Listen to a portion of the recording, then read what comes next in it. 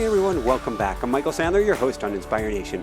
If you've ever wanted to discover your purpose and achieve great things in the new year, then do we have the Miracle of a Definite Chief Aim show for you. Today I'll be talking with Mitch Horowitz, a rock'em sock'em leader in the New Thought movement, Penn Award-winning historian, the author of Occult America and One Simple Idea, and the unleashed, untethered, and dangerously unplugged author of an astounding new book that has utterly blown me away, The Miracle of a Definite Chief Aim. If there was one book in the New Thought movement I'd dive into, this would be it. And that's what I want to talk with him about today, about inspiration from Napoleon Hill and how to discover your purpose, find your path, and have the directions and tools to help get you there. That, plus we'll talk about Star Trek and beer, salesmanship and a search for God, what Burt Michaels says about one more time, and gotcha, what in the world does rockin' locks have to do with anything? So welcome back to the show, Mitch. Are you ready to shine? Yes, great to be here with you. Mercury goes direct tonight, and we're all waiting for it. So happy to spend this time with you. Woohoo! The duck and cover is almost over. Right. So before we dive right into things, what was the article that changed your career in 2003? Oh, it was a piece that I wrote called Barry's Way about the Major League pitcher Barry Zito. Mm-hmm. It changed everything for me. At that time, I had been working for many years in book publishing, and I was sort of possessed of a mixed sensibility about the whole thing. Publishing had been very good to me, but I didn't feel like I had any sense of direction. I had left behind my own career as a writer, and I had some regrets about that, which I sort of packed down deep into my psyche and didn't think about very often. And my friends who ran Science of Mind magazine, which is a positive thinking monthly that was founded by Ernest Holmes back in the 1920s, had landed an interview with Barry Zito, who at the time was pitching for the Oakland A's, later went on to pitch for the San Francisco Giants and really became the hero of the 2012 World Series. And word was that Barry used New Thought and metaphysical techniques of the sort that we often talk about on your show as a central part of his training regimen. And he had agreed to be interviewed about this. So this was a very big get. And they wanted somebody to talk to Barry who they felt would do a good job, would not muck it up in any way. And they trusted me and came to me. Mm-hmm. And I was very touched that they asked me to do this. And although I hadn't written in a long time, I decided to throw myself into the task. I researched Barry's career. I thought about how I wanted to structure the piece. I had a long and substantial interview with him. And when I wrote the piece Barry's Way, I was very satisfied with it because I felt that it had given me a sense of direction that I had lacked before in my writing, specifically what to write about. I knew I didn't want to write about politics. I knew I didn't want to be a critic or write book reviews for the Village Voice. I felt there were more than enough people bopping around New York City, my home, doing that already. And when I wrote this piece about Barry, I began to realize my own sense of purpose, which was that I wanted to write about and document metaphysical experience. And that's what it was all about for me. And about 2 weeks after the piece was published in the fall of 2003, I'm sitting at my desk and I get a phone call from someone I had never met before, spoken to before, Joe Zito, Barry's father. And Joe, in this kind of drill sergeant tone of voice, said to me, "Mitch, this article was terrific. Now you stick with this thing." And by that, he meant you stick with writing about mysticism and metaphysics. And it was exactly the kind of confirmation that I was looking for. Barry later told me that Joe, who died several years ago, had played that role in several people's lives, coming to them at a crossroads in life or coming to them at some pivotal moment in life and affirming to them that they were on the right path, that they were doing the right thing. And that phone call just meant the world to me because I had had no contact with this man, and I felt a sort of undefined, not yet fully formed sense of purpose emerging from what I had done in that article. And that phone call just put a fine point on it. And it gave me my own definite aim. Woohoo! Yeah. Moving forward from there, there's another phone call that was important. A couple years later from, forgive me on the name, Obadiah Harris in June of 2005. That's right. In June of 2005, I had been writing I had been stepping out more as a writer and a thinker in the New Thought tradition, in the occult tradition. And Obadiah, who is recently retired as the president of the University of Philosophical Research, which is the organization founded by the occult scholar Manly P. Hall back in Los Angeles in the 1930s. Obadiah had taken over the helm from Manly a few years after Manly's death in 1990. And Obadiah invited me to come out and speak in Los Angeles at the Philosophical Research Society if, as he put it, if I should ever happen to be in the neighborhood. You know, they weren't— in quotes there. Yeah, they weren't offering to fly me out. They weren't offering to put me up at a hotel. I was just invited to come out and speak at the Philosophical Research Society on a theme of my choosing, should I ever be in the neighborhood. And I decided that I was going to be in the neighborhood as quickly as possible. And I said to him, I am coming out there in September of 2005. I would be delighted to accept your invitation. I was coming out there with the sole and express purpose to speak at the Philosophical Research Society. This was not a time to quibble or ask questions or ask about travel stipends or anything like that. It was a time to book a flight, get on an airplane, and just go. And that's what I did, because I felt that that speaking engagement would, frankly, put me on the map in a certain way. It was exactly the kind of speaking gig that I wanted to be doing, the kind of venue that I wanted to be talking to, the kind of audience that I wanted to be addressing. It was a validation. It was an opportunity. It was a chance to step out onto the broader stage in addressing an audience in topics of metaphysical interest. And I decided that the theme of my talk would be the occult philosophy in America, dealing specifically with how occult ideas traveled to, developed in, and played out on the American stage from the colonial days up to our contemporary times. And I actually took the thematic idea and the title from a book by one of my heroes, the British historian Francis Yates, who wrote a wonderful, irreplaceable book called The Occult Philosophy in the Elizabethan Age. And my title was The Occult Philosophy in America. And this talk really allowed me to give voice for the very first time to themes that I later explored in my first book, Occult America. Now, the talk was recorded. I transcribed the talk. It was quite a substantial talk. It took me a long time to transcribe it. And I began to turn it into an essay. And my wife and I were on a short getaway weekend in Salem, Massachusetts, of all places, one of my favorite towns. That's pretty much my hometown. I'm Danvers, and at the time of the witch trial, Salem and Danvers were the same town. Same town. And today, of course, Salem, although it has a tragic past, is kind of a New Age hub and has become probably the central hub for and gathering spot for people of a New Age ilk in the New England area. And it's a favorite town of mine.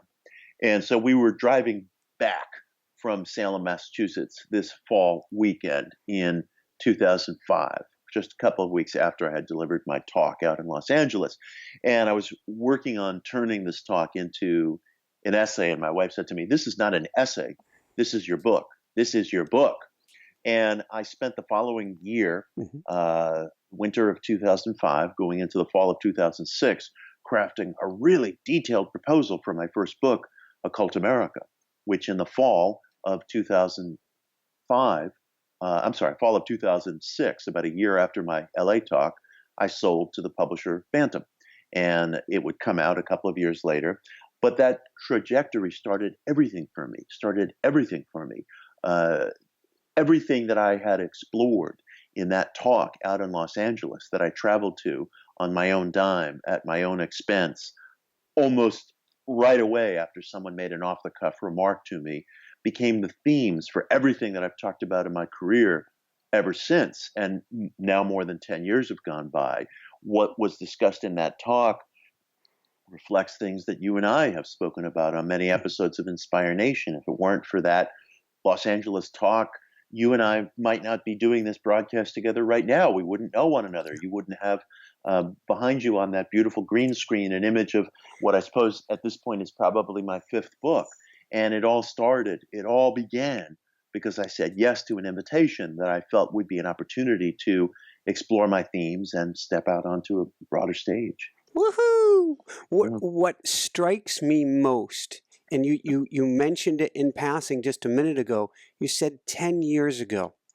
And it is dumbfounding, staggering how much you have accomplished in the time since you realized your definite chief aim.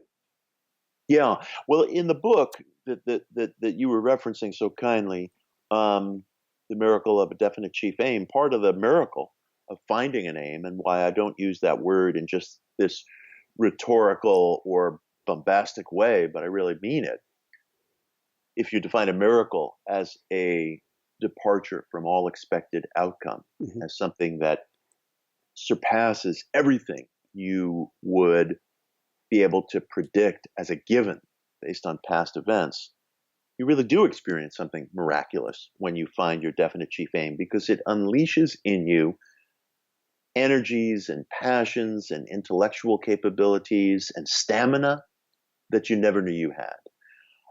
It's not just a pretty expression when people say, do what you love. There is so much depth within that pretty expression, because when you find an aim, not just that you love or not just that you're desirous of, but that you live for, that you experience as the breath of life itself, an aim to which you are absolutely dedicated with a singleness of purpose and a deeply felt emotional passion, you will produce an output of work that is of such quality and quantity that you would never have suspected you had it in you until you found that proper channel through your definite chief aim.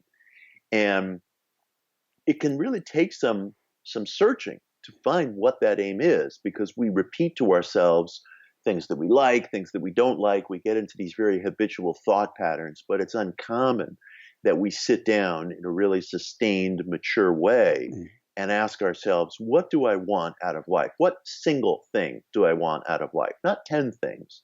You know, there's an exercise I use with people, and I think I begin the book this way. I ask the individual to imagine, what if a genie came to you and said, listen, I'm going to grant you one wish, but there's a condition attached to it. And the condition is this: you must tell me the absolute truth about what your one most deeply felt wish is, or you'll lose everything. That's what it's like to try to find a definite chief aim. Sometimes we don't like to acknowledge an aim because we think it makes us sound selfish, or we think that we're supposed to want something that's more spiritual in nature, or it may be material, and we think of ourselves as people to whom things like money don't matter. But when you're searching for an aim, you really have to throw out all those conventions, and you might even have to face things about yourself that are uncomfortable to face, because somebody, for example, who has cultivated the spotlight may find that he or she just really wants to be home alone, leading a quiet life. Or conversely, somebody who may have worked to support the efforts of others may find that he or she wants to step out from behind the camera and be in front of the camera. A so-called spiritual person may discover that he has material wishes. When you're selecting an aim, you have to throw out a sense of convention, image, self-image, how you feel it will make you look. You know, ask yourself, what passion, what wish have you harbored since you've been a little kid? And how can that be expressed and channeled in adult life in a really concrete way? Because I often say to people, and I talk about this in the book, an authentic aim is also an achievable aim. It's not a unicorn fantasy. I'm not going to become an NBA basketball player, you know, at the age of 52. That's not a realistic aim. That's a pipe dream. That's a daydream. That's a fantasy. That's something to run through my head as I'm going to sleep at night.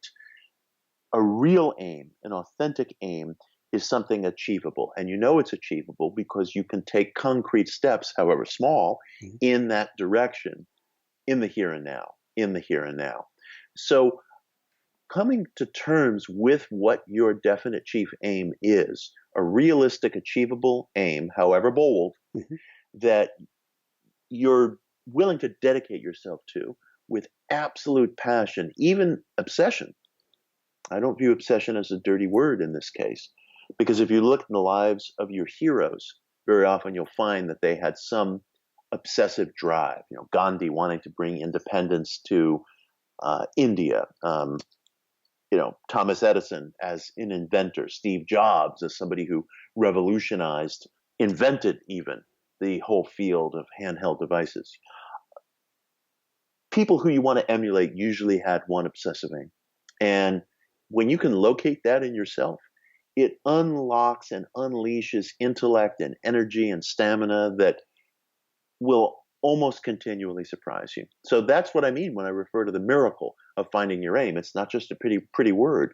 There really is something miraculously unexpected, something without precedent that occurs in your life when you find that aim.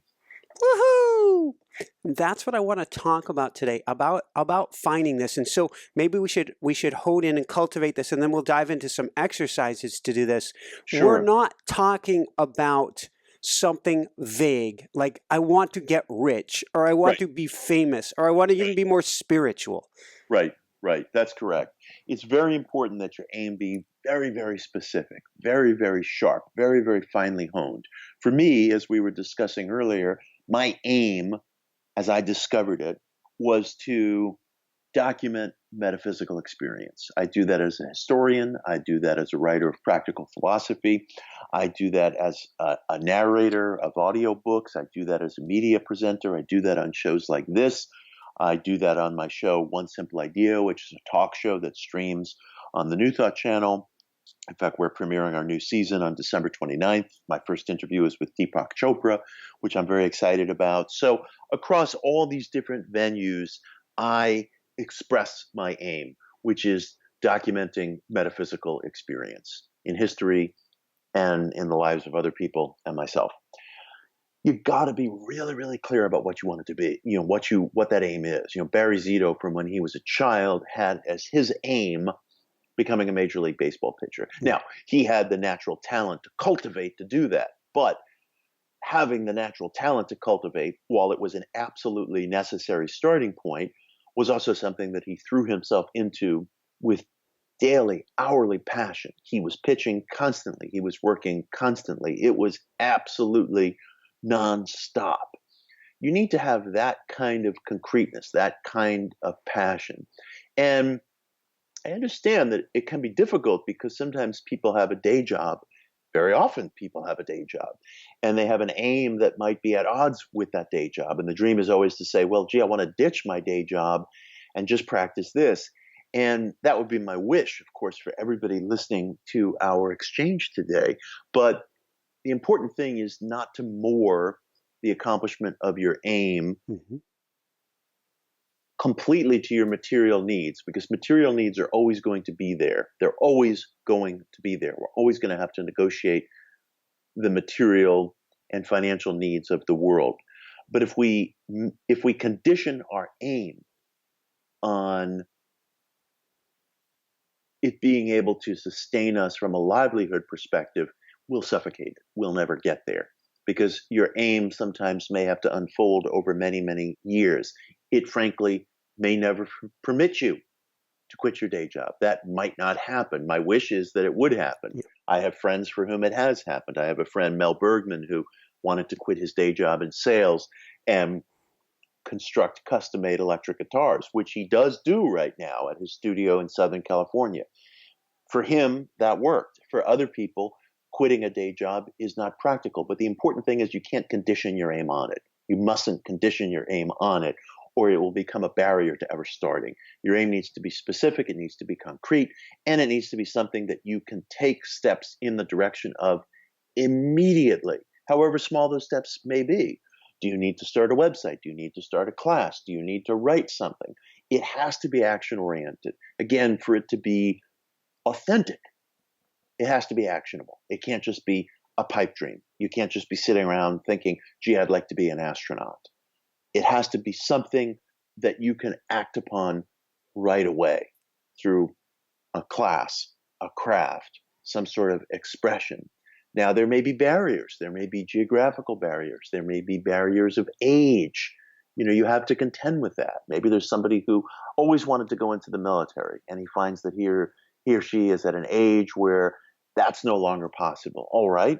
Well, then you may need to do something else. What was it about going into the military that you liked? Did you want to be around munitions? Did you want to be around guns? Did you want to do strategy? What did you want to do? And you have to sit down and say to yourself, what is my passion in life? Because again, for a passion to be authentic, it has to be actionable, and you have to take small steps towards it. You may be able to earn your living from it. Lots and lots and lots of people do. I've named a couple of examples. You mentioned that hair salon, Rock and Locks, which we can talk about. Lots of people do earn their living at their aim, and lots of people don't, and lots of people don't. And I'm going to be realistic about that. But you still must move in that direction, because I made the mistake, and I write about this in the book as forthrightly as I can, of thinking, for example, that somebody who strives to be an actor, who hasn't broken through at a certain age or at a certain point in life, I used to have the attitude, wrongly, that such an individual should start to think in terms of a plan B and go get their teaching certificate or do something else. And I have a friend who's a wonderful stage actor, and he said to me, that's incorrect, because the artist should be practicing his or her craft. That in itself is successful. It may not solve all problems of life, including paying the rent, but the role of an artist is to practice. The role of an artist is to take the opportunity to do his or her art at every possible juncture, not to think in terms of plan B, not to attach it to material needs, which are always going to be present irregardless of our level of success. And he was absolutely correct. And it opened my eyes. This is not just about finding your career, although it may very well be your career. It is about finding your purpose. Let's talk about that. And thank you. All of this has been brilliant. Actually, the last piece I want to say about passion and being in alignment, when you find that one thing, when you find, I think Napoleon Hill would also say the word obsessive, something that you obsess about. Right. And there was a quote of yours. It was somebody was asking, or maybe you were asking in the book, how do you find the time with home, with work, with everything to be able to write? And you say, I want to write more than I want to sleep. Yes, and I don't mean that glibly. When I was writing my first book, Occult America, there were times I would fall asleep with papers all over me. I remember one night in particular where my family was on vacation in Cape Cod, and there was something about the career of Madame Blavatsky that I was trying to nail down. And I was up all night seated at the kitchen table in the house that we had rented, and I probably had slept no more than 2.5 hours that whole night, and we had to drive home the following day. But it was so important to me to nail this down and to get this correct and to capture the details that were so elusive and make sure that I could document them in a serious way. Now, your body needs sleep, and you can't be sleep deprived as a permanent situation. It will compromise your health. I'm not telling anybody to compromise your health, but I certainly can tell you that, of course there are nights where it's possible to go without sleep. Of course there are nights and days where you work rather than eat, you work rather than sleep, you work rather than exercise. One should not always do that. If you endanger your health over an extended period of time, you're going to pay for it. And I wouldn't want to see that happen for myself or anybody, but I can tell you that there are times where such an extremist schedule is called for and is necessary. Look at medical residents. Everybody says they, are infamously sleep deprived. Well, maybe they are, but a lot of wonderful doctors have come through that system and will go through that system in the future.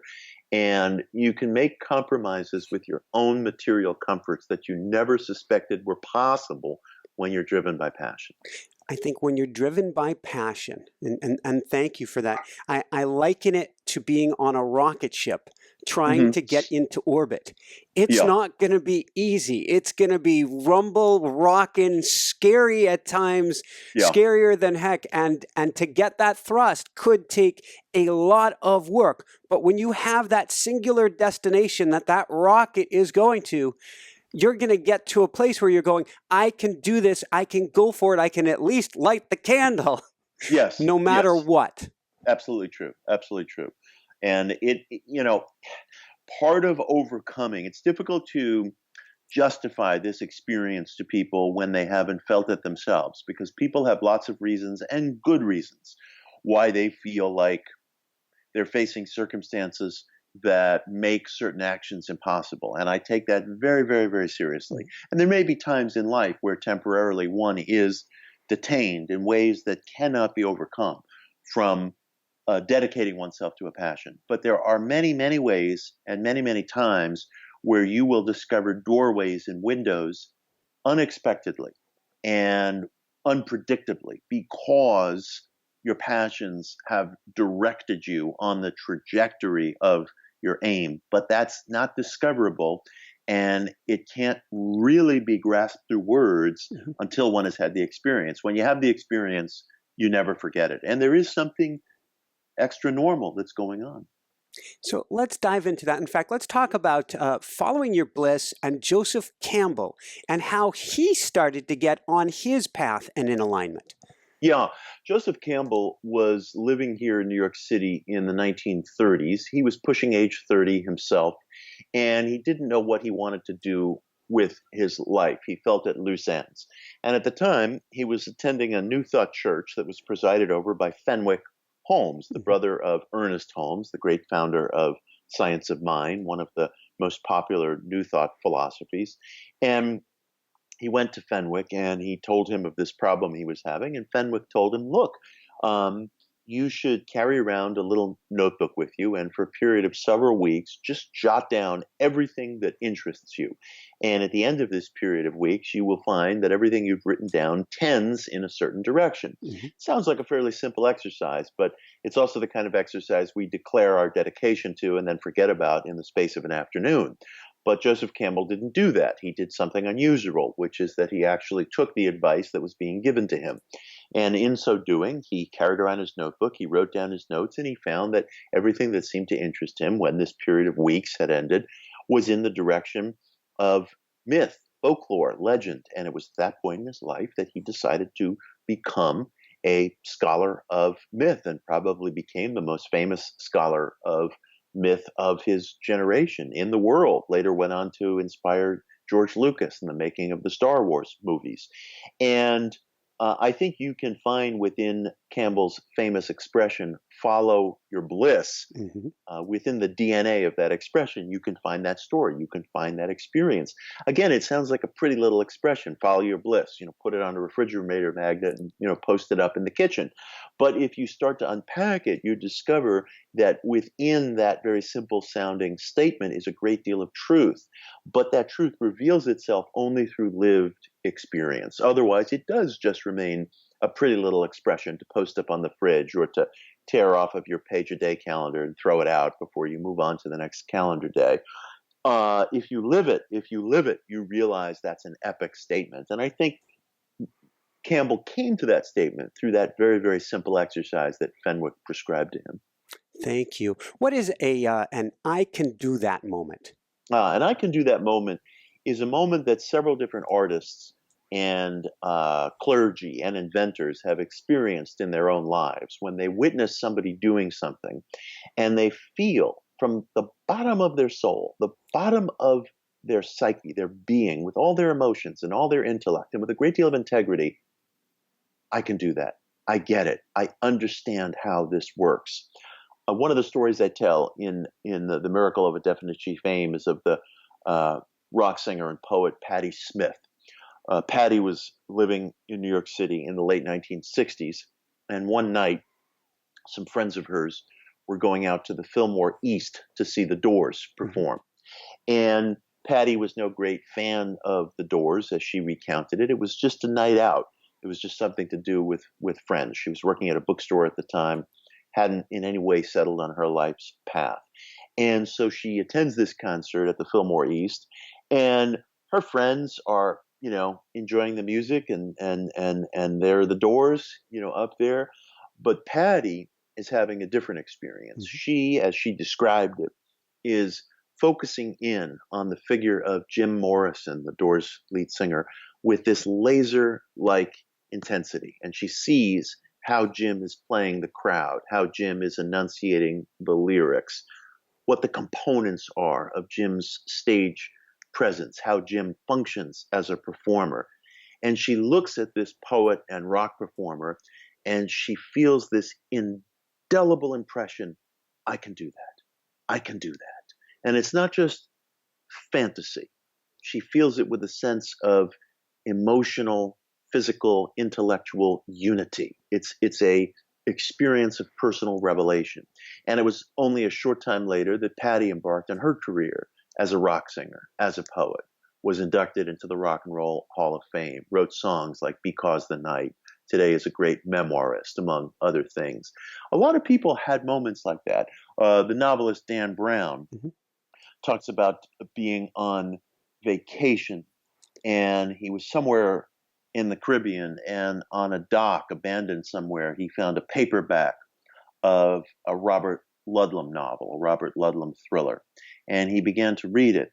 And he said as he began to read it, he could see how Ludlum had put the plot together, how Ludlum had assembled the characters, how he had assembled the story elements, how he drove the story forward, how he disclosed and withheld information in such a way so as to build suspense and keep you wondering what's coming next. And using the same words, the same phraseology as Patti Smith, Dan Brown said to himself, I can do that.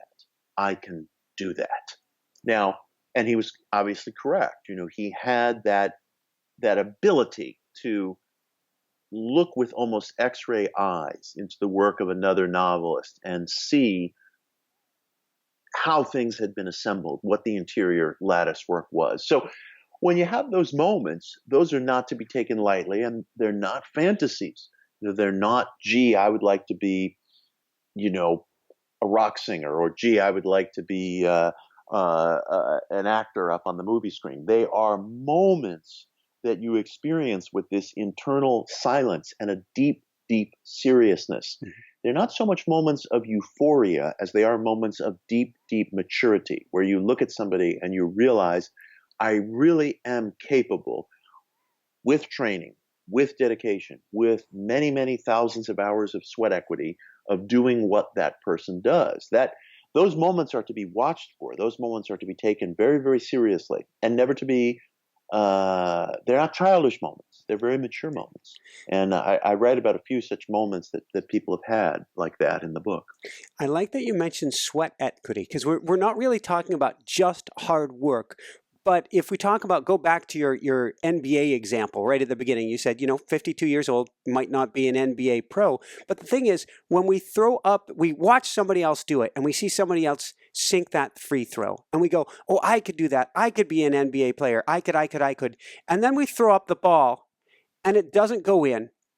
And we're so quick to dismiss it and say, well, I guess I wasn't good at it. Rather than to realize that deliberate practice will carry us a huge portion of the way. Yeah. I mean, look, one has to dedicate tremendous hours of sweat equity to whatever one's task is, whatever it is that you're interested in. And it can be any number of things. I've used examples from the arts, but you can be an entrepreneur, you can be an inventor, you can be a financial wizard. But to understand how things work in whatever your chosen field is, and to be able to kind of throw out the rule book, so to speak, and start doing things yourself, you have to know the rule book inside out. Mm-hmm. People have to be working constantly and with just a tremendous dedication to whatever their task is. I once said to a friend of mine, there are two kinds of writers: those who write good books and those who sleep at night. You can't have both. It might be a nice idea to think that you can have both, but the truth is, when you're dedicated to something, in all seriousness, it doesn't mean you neglect your health, doesn't mean you neglect your family, it doesn't mean you neglect your relationships. You need those things, and we are charged in this world with different tasks and activities. But the sacred energies of one's life, the absolute physical, emotional, and intellectual energies, have to be honed and crafted and worked in the direction of a single aim in order to know what we're capable of. And there is absolutely no substitute for sweat equity. It doesn't matter whether you're a natural or not. If you are a natural at something, then you're blessed to be so, but you still have to put in tremendous sweat equity. And if maybe you're not the most natural hand at something, you might be surprised, if it's realistic, how much can be developed through practice. Bill Bradley was never considered one of the world's most natural basketball players. Nobody ever thought of Bill Bradley as being a hugely graceful athlete when he was playing basketball at Princeton. But he became a star player on the Knicks, partly because, yes, of course, he had some degree of natural talent, but he didn't move like a gazelle. He didn't jump or move with any enormous physical grace or strength. But there was this workmanlike intensity to him where he took what natural talent he did possess and he worked for just an unbelievable number of hours. And through sheer dedication, he became known as one of the greatest technical players in the game at that time. Woohoo! Yeah. Let's talk about another story you mentioned earlier, and then I want to get to some more fun of the how-to side of things. Rockin' Locks. Yeah. Rockin' Locks is a hair salon for kids run in Brooklyn by a friend of mine, Christina Reinwald. And she told me an interesting story that I decided to include in the book because she discovered her chief definite aim by surprise. And in fact, she discovered that her aim consisted of what she was actually already doing, but she didn't know it. And this is her story. She was cutting hair in a salon, mostly working with kids. I also get my hair cut there. I'm one of the few adult exceptions she made. I'm the world's biggest kid. And she was working as a children's hairstylist in New York City. And she was pursuing her degree at night to become a teacher of special education. And these were two demanding paths. One required her to stand for hours at a barber's chair, working with kids, cutting their hair, assuaging them, dealing with the, kind of fidgetiness and occasional hysteria that very young children will bring to their first haircut experience, making sure the parents were happy, doing a great job, as a stylist, as a creative person. And at night and on the weekends, other times, whenever free hours presented themselves, she was pursuing a degree in special education, working in classrooms, working with special needs children. And she had reached a crossroads in life where she wasn't altogether sure what she wanted to do, which career she wanted to dedicate herself to. And she began to ask the adult parents of her clients, how did you know what you wanted to do in life? How do you know what's going to make you happy? How do you make a decision between one thing and another when you're dealing with something as significant as your livelihood? And someone said to her, well, aren't you happy with what you're doing right now? And it suddenly hit her almost with this force of revelation that everything that she loved doing, she was doing in her work as a hairstylist, working with kids, dealing with them on kind of the emotional level that kids bring to their early childhood experiences of, getting haircuts and, not liking a stranger messing with them and, parents having attitudes about, how's the kid going to look, and also being an artist, which is also part of being a hairstylist. And she eventually, and she came to realize almost with this force of revelation that her definite chief aim was right in front of her. It was what she was doing every day. It made her happy. It incorporated the various educative and creative aspects of her personality. And she later became the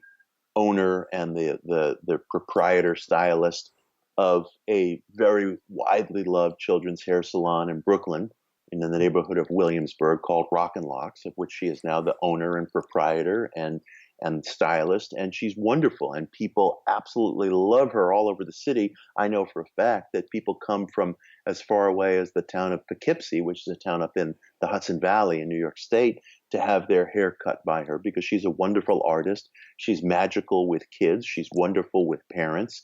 And she realized one day, based on a small conversation, that happiness was right where she had planted her feet. Her aim was being accomplished in exactly what she was doing. She just needed to fully apply herself to it, and she did, and later became the owner of her own salon. Woohoo! It makes me down here in North Carolina. I've gotten my hair just brutalized down here every time, Mitch. It does happen. And I'm like, when do I go up with Jessica to her family in Jersey? Because her brother and sister-in-law, their whole family's in Brooklyn. So I'm like, wow. You never know. There you go. Right. So going from, it's a really important question, what makes you happy? What is the Week of Wonder exercise? The Week of Wonder exercise is basically just taking a week to experience life's most noble things, which can kind of get the creative juices flowing. So if you watch television, for example, watch things on television that are of really, really high quality. Watch movies, listen to symphonies. If symphonies bore you, then do something else. Work with your hands.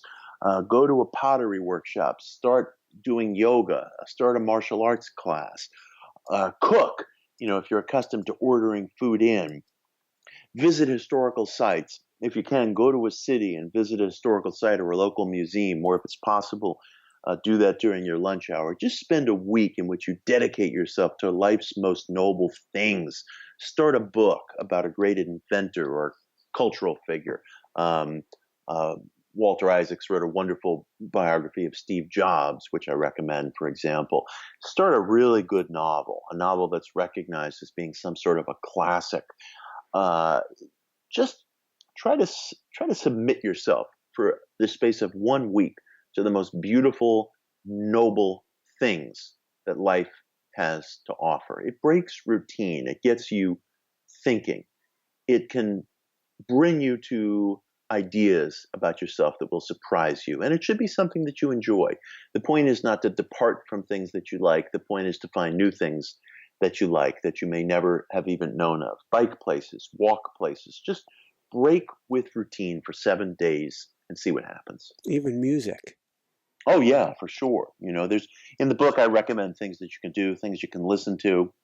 The point is to not try to subject yourself to, champagne when you have beer tastes. There's nothing wrong with having beer tastes. The point is to just experience the greatest things there are to experience within the framework that is your life. You and I have both heard it many times. What do you tell people when they say, I've tried everything, but I can't find my passion? Yeah, that's a really, really interesting question. I've had people come to me in that way, and it depends upon the individual, and I don't want to excessively generalize, but I did have someone come to me and say that to me once, and I proposed some exercises to him, and I said, we'll do these things together. Go away, do them, come back, come and tell me what you found, and we'll compare notes. And he said, great, terrific, I can't wait. I never heard from the person again.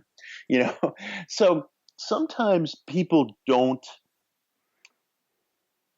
they just don't have an aim, or rather, I'll put it differently, they don't want to find an aim. They want to give themselves over to entertainment and diversion and food and television and booze and drugs.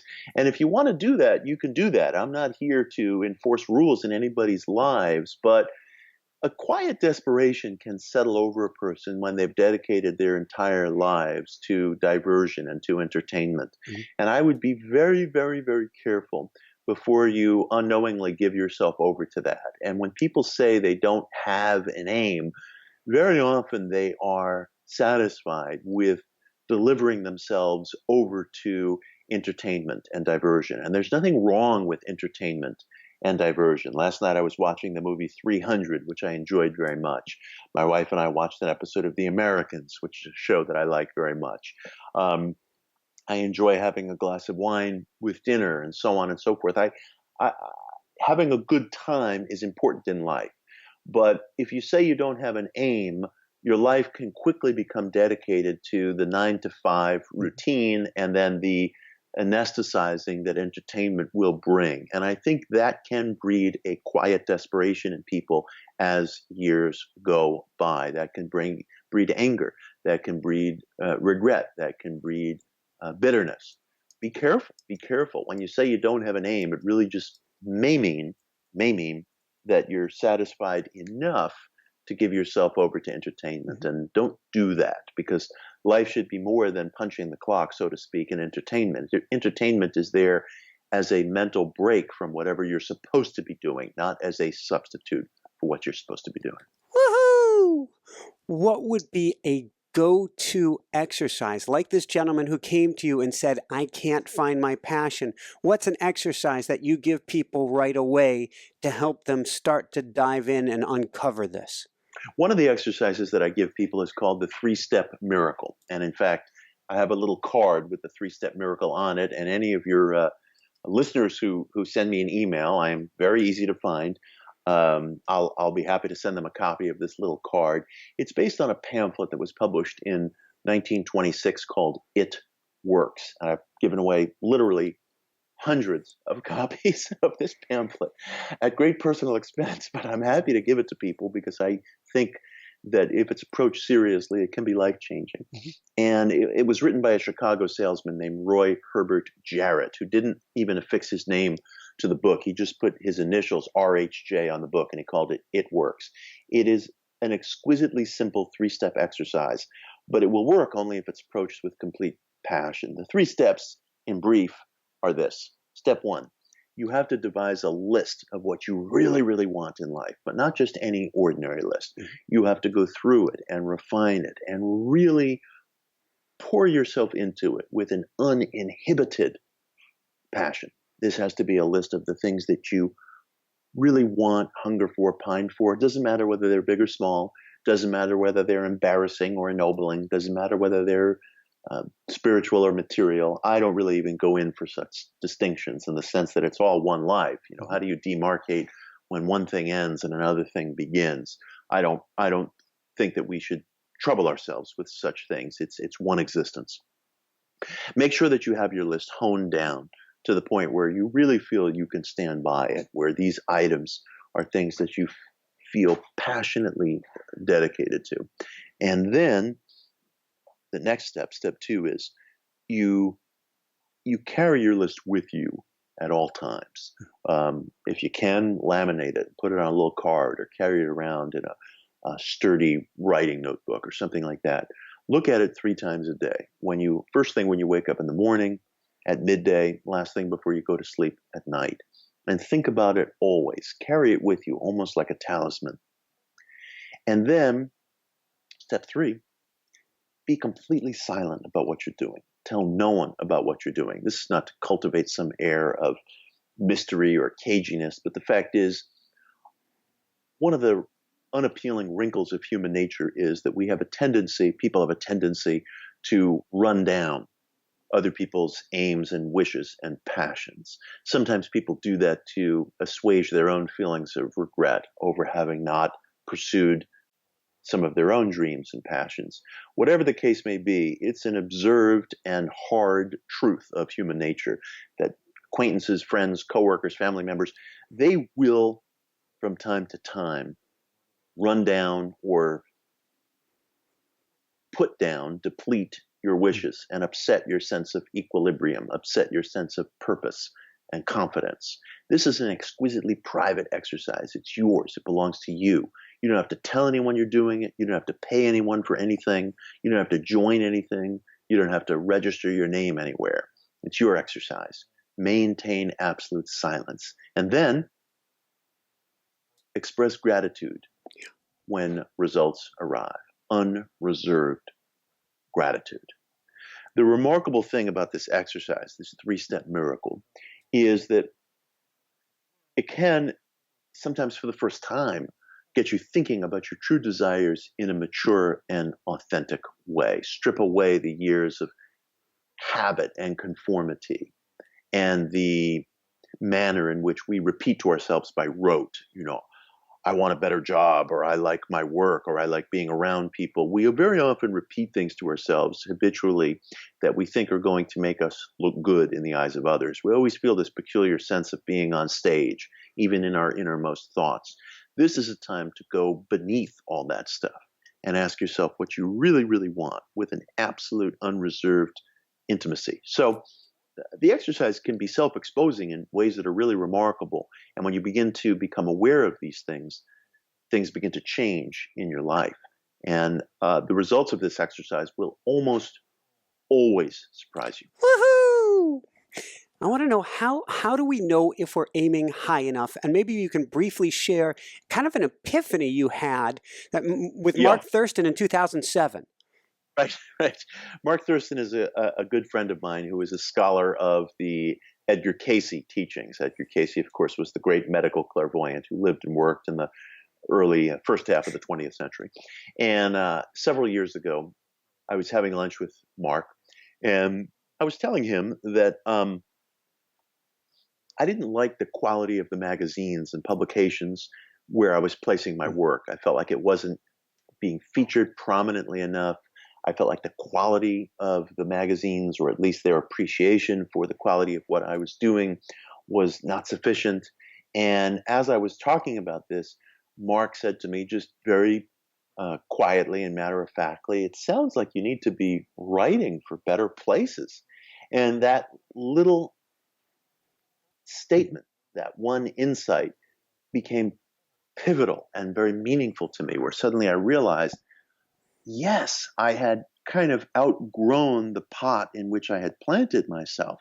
And soon thereafter, I got bylines in places like the Wall Street Journal, the Washington Post, the New York Times, Salon, Politico, Time. Everything changed because I realized through Mark's observation that I had thrown myself fully and deeply enough into the craft of what I was doing so that I had outgrown the stage or the venue on which I had been pursuing my work. And it wasn't a matter of complaining that I wasn't getting appropriate placement or recognition in these magazines so much as I needed to venture to a different, larger stage and venue. It's interesting, as we're describing this, it occurs to me for the very first time that this is one of the points that the great New Thought writer Wallace D. Wattles makes in his book, The Science of Getting Rich. Wattles observes that you can only occupy a higher place when you more than fill the place that you're currently in.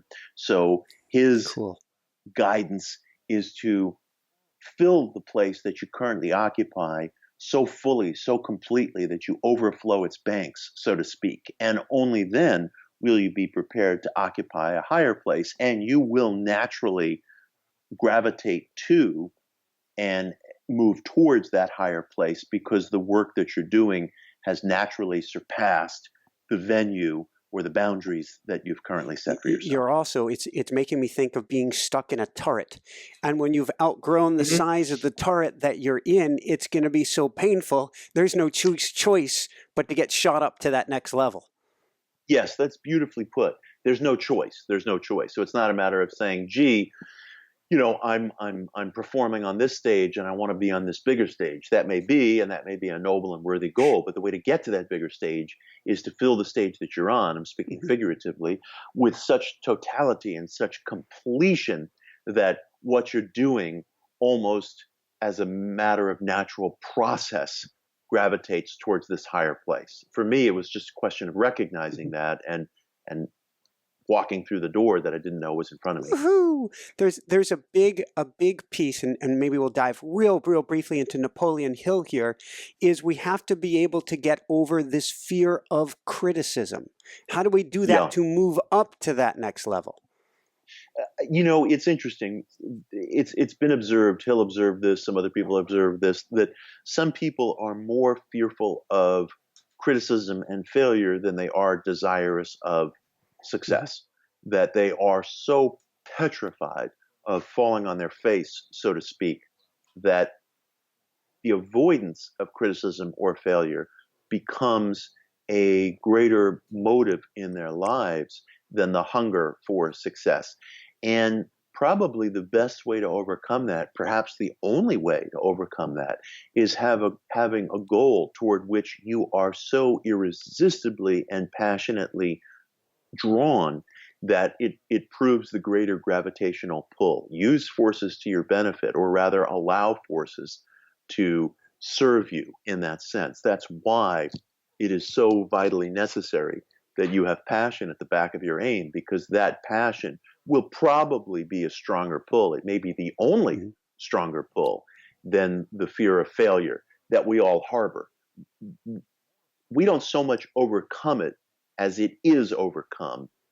It is overcome by the greater pull of a passionate aim, which is why that aim needs to be so emotionally felt. Where does self-kindness fit into this? Well, that's an interesting question. Where does self-kindness fit into this? I'm considering that question for the very first time.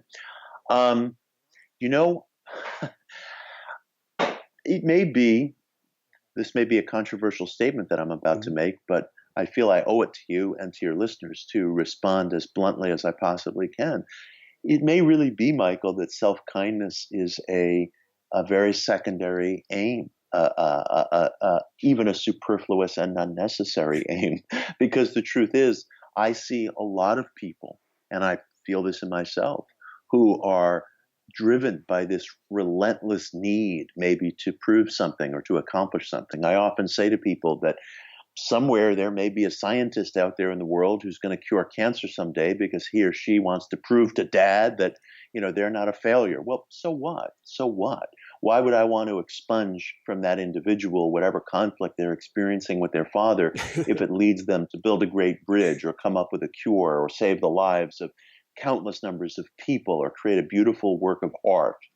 Does one think that Beethoven didn't have conflicts? Does one think that David Lynch doesn't have conflicts? That any great engineer or scientist or surgeon doesn't have conflicts? I think the relentless drive to prove something rather than be a curse can be a blessing at our back if we allow it to be so.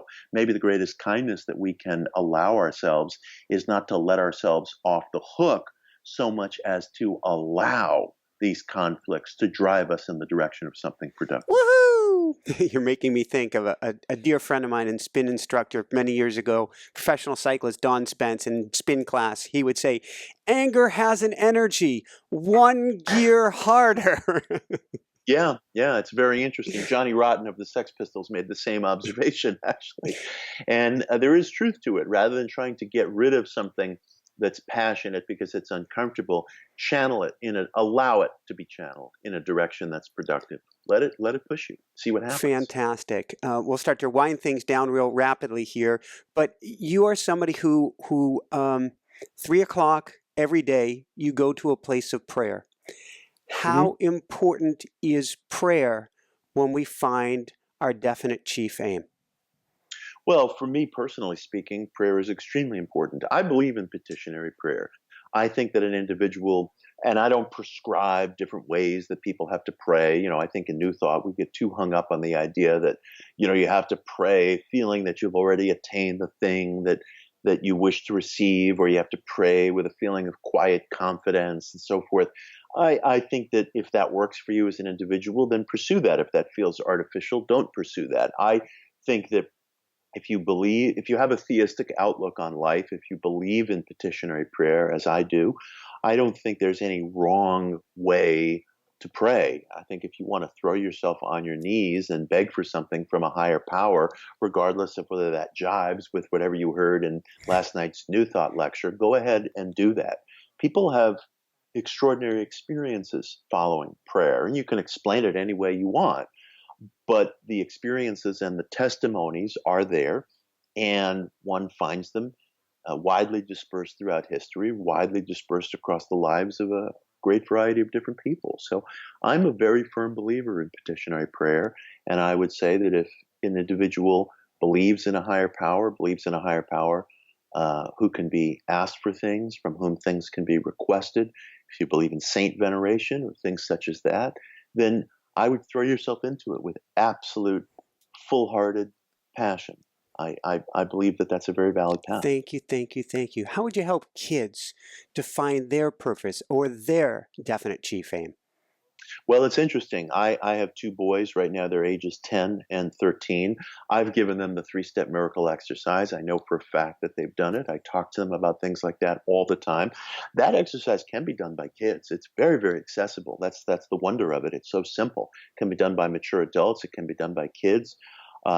I talk to my kids about prayer. I talk to my kids about setting aims. I talk to my kids about exercises. I give my kids saint medals. I think anything that you can do that gets you using your mind and your sense of individual possibilities in a higher way is useful, as an experiment, but also as something that can deliver you to results that might surprise you. So I think that all these things are lifelong experiments, but they're also petitionary experiences that can net concrete results. So I think talking to kids about some of the exercises that you and I have been engaged in, writing things down, engaging in prayer, thinking of your possibilities in an extra physical way, at least as a matter of personal experiment. Kids can start doing that at any age. Woohoo! Where can people go to find your beautiful, I've got to recommend this book to everybody. We're coming into the new year here. If you want to shift for the new year, if you want to find what I call your PPD, your purpose, path, and direction in life, it's an absolute must read. Where can people go to find it and find out more, Mitch?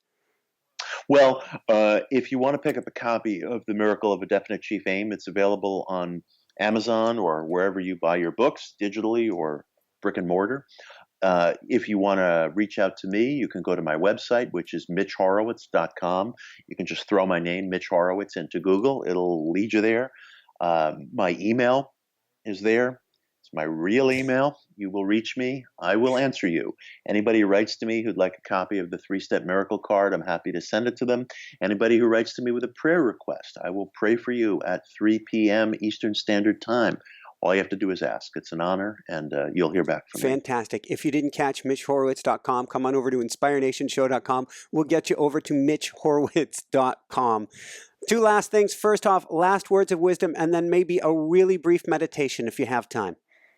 Sure. My last words of wisdom are, when you're thinking about your definite chief aim, just treat it as this wonderfully, exquisitely private process and experience. It's your intimate inquiry. It's your intimate experiment. You don't have to vet it with anybody. You don't have to tell anybody what you're doing. You don't have to talk to anybody about it.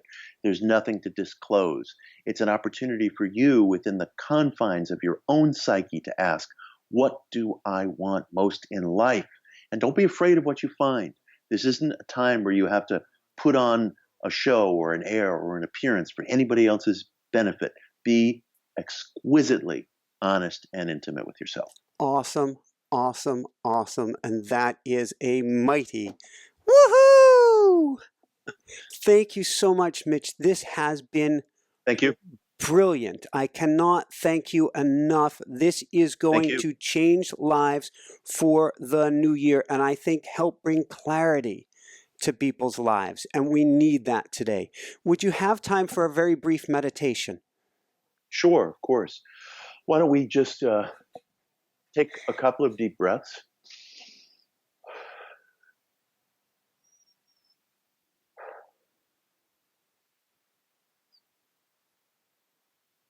As we move into the new year, let's hold an intention for one another and for ourselves individually that we are exquisitely self-honest about what we want out of life.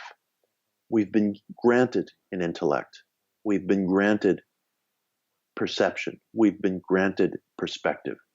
We may not have ultimate perspective, and we may not have complete perspective on a given situation at every moment. But every sensitive, thinking, searching person knows that he or she has moments and times in life where life unfolds itself to us with brilliant clarity and revelation, where we look at something and we say, I can do that. Or we think of something and we realize we've just hit upon a path that can make all the difference in our lives. Or we perform a task, and after many, many times of performing it, we realize that we've come to perform it so well that we almost naturally have moved to a different stage of development. Be completely internally honest with yourself about these moments in life. Reach inside you for the highest possibility for yourself. As you attain the highest possibility for yourself, you will be attaining things for other people around you who will also benefit from your own pinnacle of development. We are all intertwined. We are all interlocked. Don't think about some concept of what you should be doing or what you ought to be doing or what you want to be seen as to be doing. Think about the concept of what you, the central you, wish with all the forces at your disposal to be doing, intellectually, emotionally, psychically. Where are you taken when you think of what is my passion? What is my chief definite aim? And it is my deepest wish for everyone listening that they enter the new year determined, and not only determined, but buoyant, hopeful, joyful over this search for that thing that they wish to be doing in life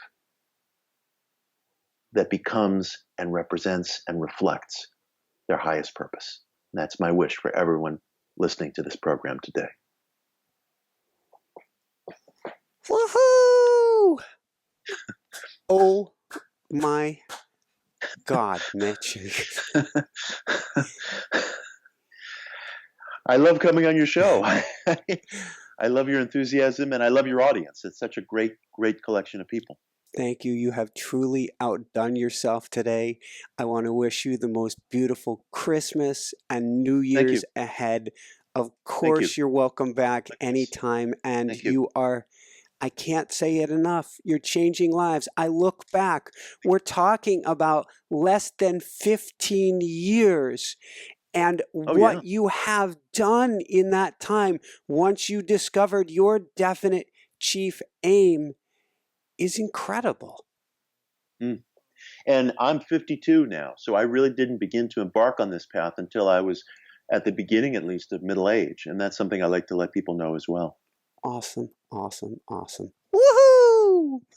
Thank you. So for everyone out there, this is Michael Sandler saying, be well, have fun, get the miracle of a definite chief aim, and begin discovering yours today, and shine bright.